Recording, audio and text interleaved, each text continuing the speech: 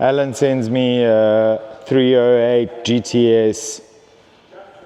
Looks kind of cool. Lots of invoices, blah, blah, blah. There's the car. The question he asked me, hi, bud, where do you see this? I said, in a pensioner's garage.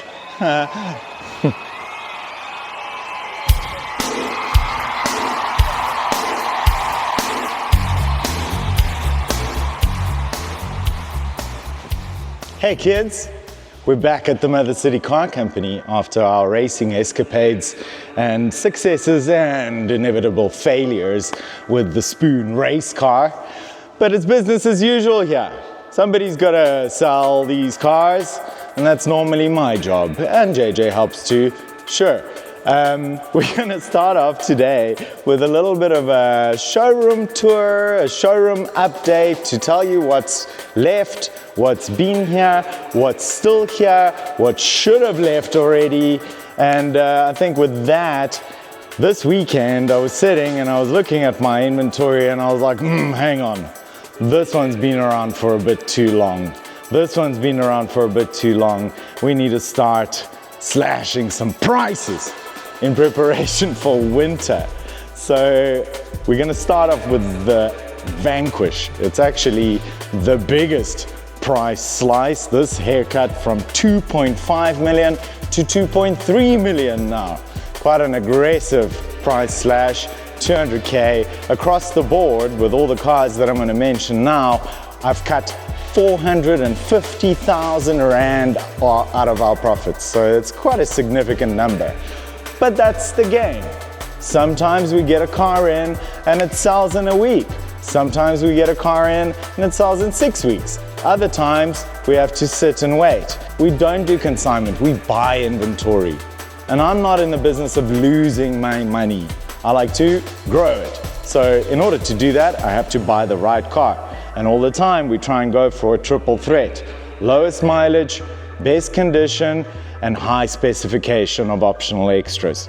And then we top that off with an aggressive price point. So we normally come in to market at about 5 to 10% less than any other competitor car. Yes, there are some cases, for example, our 911 Turbo Manual, we're the only one on the market.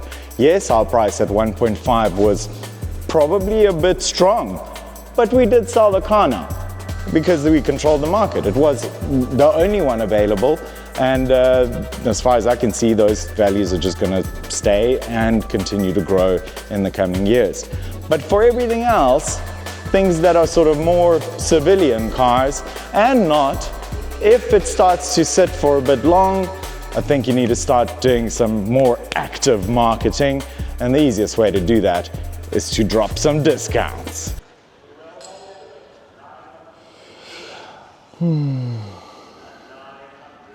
Right, what do we need? JJ, what do you need from me? What are we selling? We're selling the 2015 GL 350. Sorry, hang on. Hello, Art speaking. Ugh. Robots. So many robots phoning me all the time. It's nonsense. Right, we're selling this GL 350D. Let's see what it's worth. We're selling it for 700 grand, right? Let's see what this Mead and McGrother book says. And the trade price is 337,300 and the retail is 382,800. Damn car dealers, overpriced. The 430, also discounted by 100,000 Rand. Used to be 2.2 million, now 2.1 million. I've actually spent some money on this car during the time it's been here as well. I was driving it, felt it was a little bit rough when releasing the throttle, like a bit of a thud coming through, and I found it to be irregular. At the time we still had the red 430 in stock.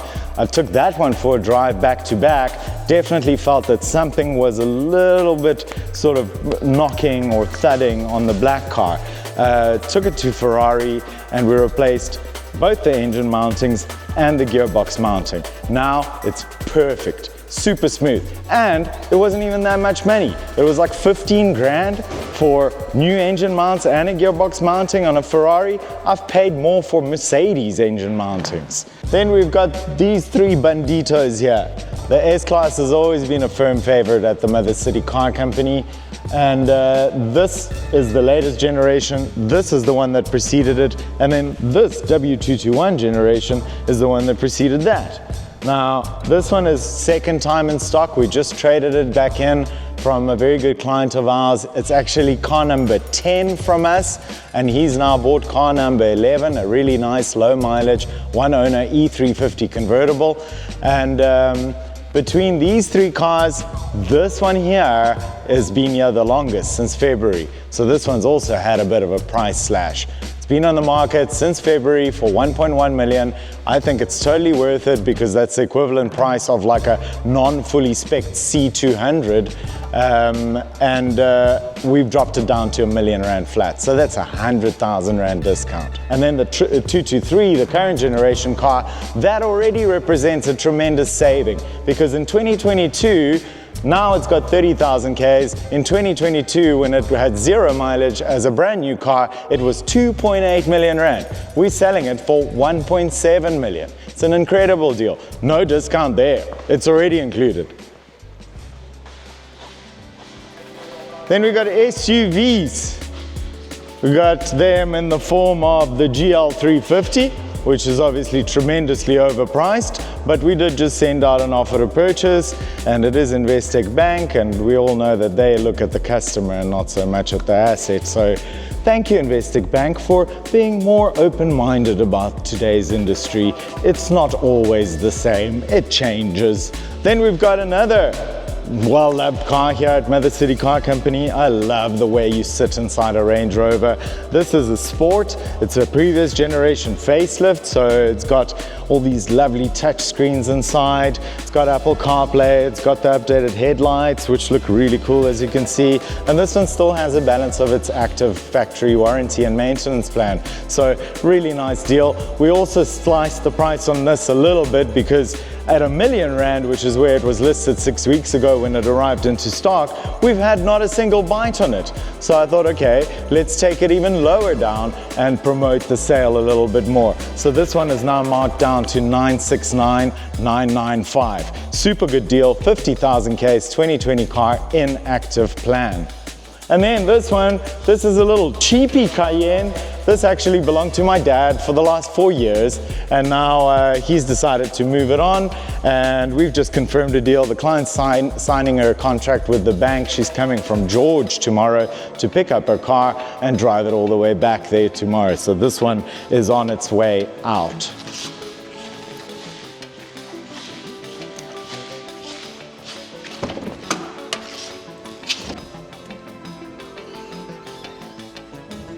This is a CLK 63 AMG Coupe with pillarless windows. Let's start it.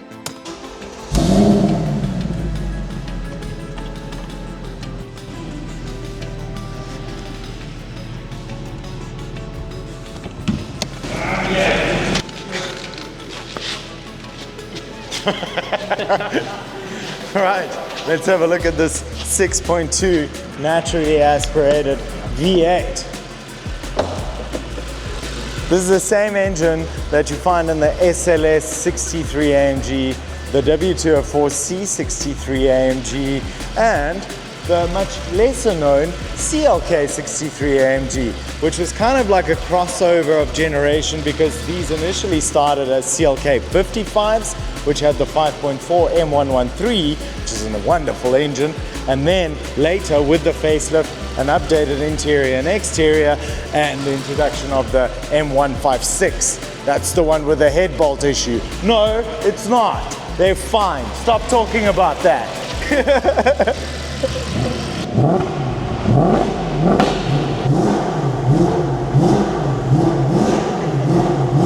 So this CLK 63 we got in last week or the week before. We put some new tires on it, and it already had this really cool OEM looking infotainment with CarPlay integration. What a win.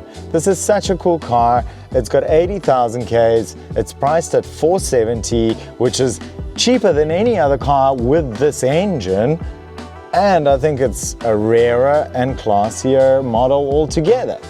So very cool, very happy with this purchase. We threw some new tires on it, we gave it a service, and now it's just waiting for its next keeper. We got this little Carrera 4S back in stock after 3 years with its previous owner. This is a manual C4S. It's now got a bit more mileage than what we normally like to take in, but we got a pretty good deal on it. And there's reasons for it, because the previous owner, the lovely gentleman we sold the car to 3 years ago, back then had about 80-odd thousand Ks on the clock.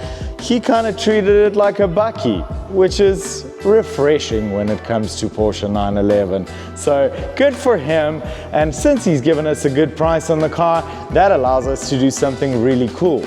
We're gonna redo the entire interior of the car, and we're gonna zhuzh it up a little bit with a Porsche favorite, houndstooth. Give it a little bit of like a retro kind of Magnus Walker-y vibe, either tartan or houndstooth. We need to find the fabric, but once it's done, it's gonna be dope. Tomorrow the car's going to Divan Wenzel, our trusty Porsche specialist, and he's quoted us about 60 or 70 grand worth of work to do on the car to get it up to speed. We're happy to pay for it. Again, our client was understanding with us. He knows that we need to make money. He knows that it was his prerogative to use the car as a bucky or his dog's car. Now he's got to pay the price. As long as everybody's on the same page, we're good. So you can see this interior seen better days. It's certainly, you know, there's those people that put towels down on their seats. No, not Tim, no. I don't know what he put down here, but it actually burnt this the side of this bolster completely. So it's become hard, like plastic. Like, oh my God, it's horrible. Here and here. And then it's all peeling off here, all on the back here. These interior panels that go over on this side, this actually is completely torn through because that was the dedicated spot for his Labrador. And yeah, other than that, a bit of trim on the doors and a little bit of plastic refinishing. It's actually not that bad, but the seats are going to be redone completely. So all new leather, and what we want to try and achieve is remove these centerpieces. You see how it actually, this centerpiece is separate from the rest of the seat. So these we could redo in either a tartan or in a houndstooth finish, depending on what the best material quality we can find. I think it'll give this car a very cool individual look. It is 105,000 kilometers, so it's like a driver.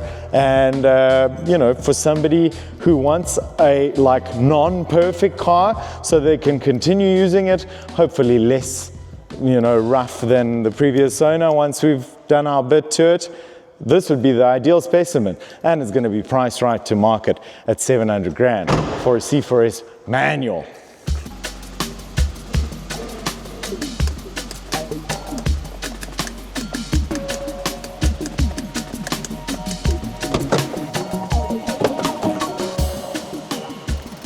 This is a Jeep Wrangler. This is a special Jeep Wrangler because it's a Polar edition. It's apparently one of very few brought into the country. It's got a lot of up-spec on it. This Mopar Moab bonnet, the steel bumpers, this crazy light bar as you just saw, cool wheels, tow bar, soft top, hard top, and some white enamel finishes on the interior. It's got leather seats with white stitching as well. And this one here is a two-door variant, which I think is cool. I think they should all be two-door because that's kind of its origins, its military background. This one's already on the market. It's a new arrival that came in last week. 419,995, 70,000 Ks. These things are always popular. We've sold plenty of them. This one seemed like a really cool one. We grabbed it. Now you can have it. Yeah, amazing salesperson as well. Oh, thank you. I'm gonna have to sell you a car now, am I? I think you already did. Okay. It's Mohsin, but Mark sent me your number. Yes, Mohsin. And he sent me I think he sent me your voice note and the picture of the Maserati. It's the little video that I took this morning and I sent to Mark.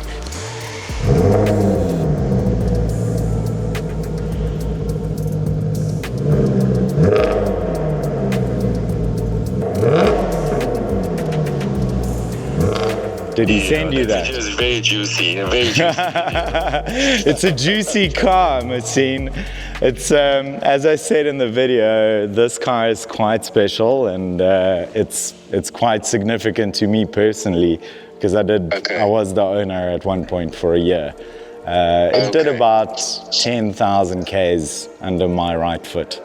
And every single time I got into this car, it gave me such a buzz. I wanted to go further. I wanted to drive somewhere. Oh, that's what I'm looking for. Yeah. It's raw. Oh, it's absolutely lovely. It's, you know what, apart from being a raw, which is like the sound and the exhaust note and all of that, it's also a very refined and finessed version of the Quattroporte. The Sport GTS is the one. Like, it's the one that is the most desirable, the one that is pursued by car enthusiasts, the one that even the trio from Top Gear couldn't get out of their head after that video they did with the Rapide and the Panamera. It was to them, according to them, the least sensible decision, but it was the one that they wanted the most. I think it's the only one we've seen that's got the fully blacked out grille and the rear little trim where the boot lid popper is, and also the little trio vents on the front fenders. Those have all been done in piano black. It's just a very fine film wrap, so it can be returned back to its original OEM silver. But I think with this Nero Pastello color, it's a flat black. It's not a metallic at all. It's the blackest black you could buy a Maserati in. I think it really just finishes it off really well. Okay. Do you have a couple of minutes? I just want your advice, please. Yes, of course. Well, firstly, I want to come have a look at the car, but secondly... You're most welcome. So, Mark is obviously a car enthusiast. Mark loves his cars. Yes, he does. I take him like a father figure. He's always guiding me. And sometimes I make some silly decisions. But the problem is, I'm very impulsive. And for the last 8 years, I've bought about 10 cars. Why are you only phoning me now? Where have you been? So, yeah, it's not all doom and gloom here. You know, I might have kind of lost my temper briefly and slashed some prices. I've just taken 450,000 Rand out of my pocket for you, the new owner of the Aston Martin or the Ferrari or the S500 or the other S500 or what other car, the Range Rover, you know, so thank you to me for being so generous. It's straight out of my pocket into yours. Sometimes you gotta slice a deal up a little bit. It's just what it is. We believe we price our cars right. We're constantly living inside the live market, so, you know, we buy the right cars and we price them correctly. But every now and then you need to cut it up a little bit, make a little bit less, so that you can do the deal and turn the unit over. And that's okay. And I think we've done a couple of deals this month. We've done, what, 1, 2, 3, 4, 5, 6, 7, 8, 9 deals that are done and paid for, and then we've got a committed buyer that's saying he's going to pay tomorrow on the Carrera GTS. He came in and flew in from Durban, short notice on Saturday. We came here to show him the car and him and his wife, and to conclude the deal. He says he's happy, he's going ahead, so we're awaiting his payment before the end of the month, so that can be deal number 10. we've just submitted a finance application to our S500 W221 buyer and on the GL 350 as well. So, you know, that will end us on about 12 deals, which is good. We aim for 10. 10 a month is a reasonable month for us. Some cars will have a bit more profit, some will have a little less. W204s are quick to move, and even though they don't bring a big profit with them, it pays the bills. We did a turbo cab, 911 997 turbo convertible, the white one, really nicely spec car that sold a couple of weeks ago. We sold the B7 RS4. We sold a Cayman that actually didn't even make it to the live market. We sold it off market. We did the Mustang again. Third time we sold that Mustang. It's a 2020 gray 5-liter fastback. We sold a E350 convertible. We sold that W204. We sold the turbo manual, and we sold the Ferrari FF again. That came in. This time it actually did make market, but was sold within maybe 7 days, maybe 10 days from listing. So that was a nice turnaround. I think the big kicker on that car was the fact that it had that warranty, which if you go and click the link in the video below, you'll be able to watch the video from when the car was in stock the first time in December. I was very excited about driving it. It was our very first V12 Ferrari in stock ever. So yeah, we've done the business. We did okay. It is my birthday month, so you know I would expect the universe to shine down blessings upon me a little bit more this month, and I think it has. We also got these two really cool cars in the shop that, one, I'm not allowed to show you. They're clients' cars, a good client and a friend of the business for many years, and the one we're doing a little bit of work on, and the other one is just here, just kind of being stored for a little bit.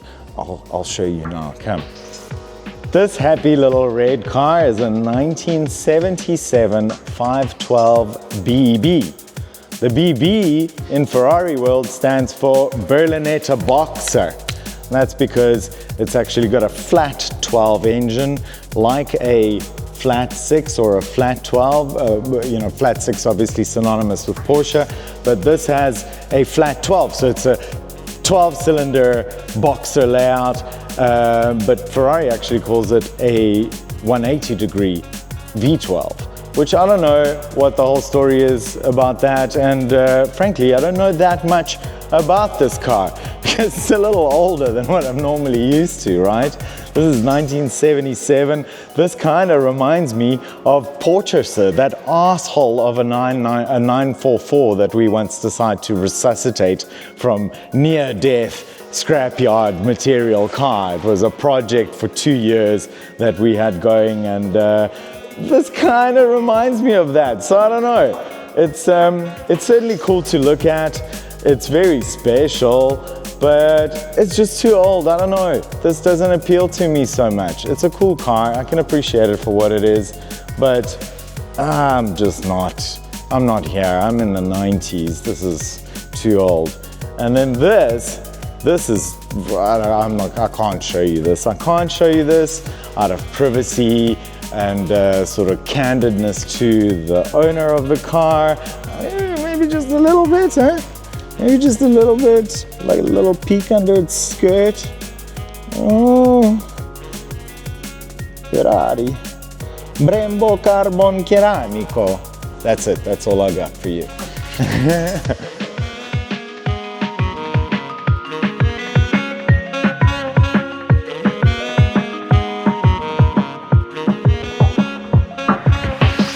Oh, and I almost forgot. We also handed over that majestic Grigio Alfieri Maserati Quattroporte Sport GTS to its new owner. He's super happy with it, as I can imagine anybody would be.